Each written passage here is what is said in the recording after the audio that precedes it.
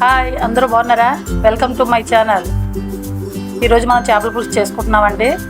ముందుగా ఒక గిన్నె పెట్టుకొని దాంట్లో కొద్దిగా ఆయిల్ పోసుకున్నామండి. చేపల పులుసు సరిపడగా దాంట్లో ఉల్లిపాయలు పచ్చిమిర్చి వేసుకొని ఇది దూరగా వేయించుకున్నానండి. ఇవి వేగిలోపు వేగాలండి. బాగా వేగిన తర్వాత అందులో టమాటాలు వేసుకోవాలండి. టమాటాలు వేగిన తర్వాత దాంట్లో కొంచెం పచ్చివాసన పోయేలాగా వేసుకోవాలండి. చూడండి, కొంచెం బాగా వేగాయి, దగ్గర పడ్డాయి. ఇప్పుడు అందులో కొంచెం అల్లం వెల్లుల్లి పేస్ట్, గరం మసాలా వేసుకోవాలండి. అల్లం వెల్లుల్లి పేస్ట్, గరం మసాలా వేసుకోవాలండి.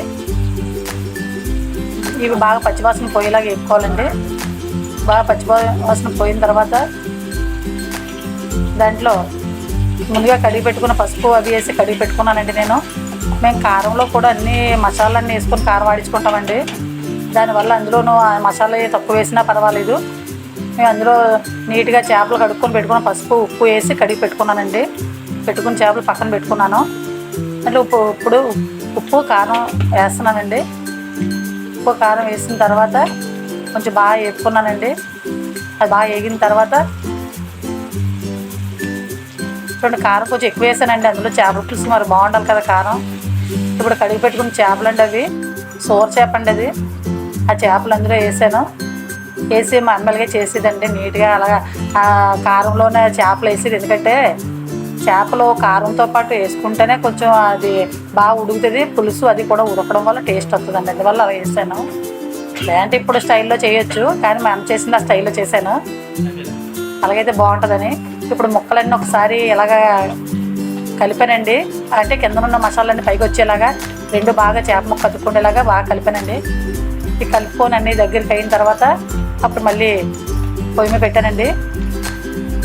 పెట్టి కొంచెం బాగా మగ్గుతున్నాయండి. ఈ లోపు చింతపండు రసం తీసి చింతపండు రసం పోసుకుంటే అప్పుడు ముక్కతో పాటు అది కూడా బాగా ఉడుకుతూ ఉంటుందండి. మంచి టేస్ట్ వస్తుంది అప్పుడు చేప పులుసు. అలా కాకుండా ముందు మా చేపలు పులుసంగా ఉడకబెట్టుకొని అందులో చేపలు వేసుకొని అదే ఒక స్టైల్ ఉందండి. కాకపోతే ఈ స్టైల్లో బాగుంటుందని పాత స్టైల్ అని చెప్పి ఈ స్టైల్లో చేశాను నేను.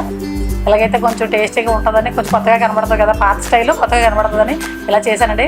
మీకు అందరికీ నచ్చుతుందని అనుకుంటున్నాను. చూడండి, కొంచెం చక్కగా కలర్ఫుల్గా అందంగా కనబడుతుంది. బాగా చేపలు పులుసు వేసిన తర్వాత ఇప్పుడు మూత పెట్టుకుంటున్నానండి.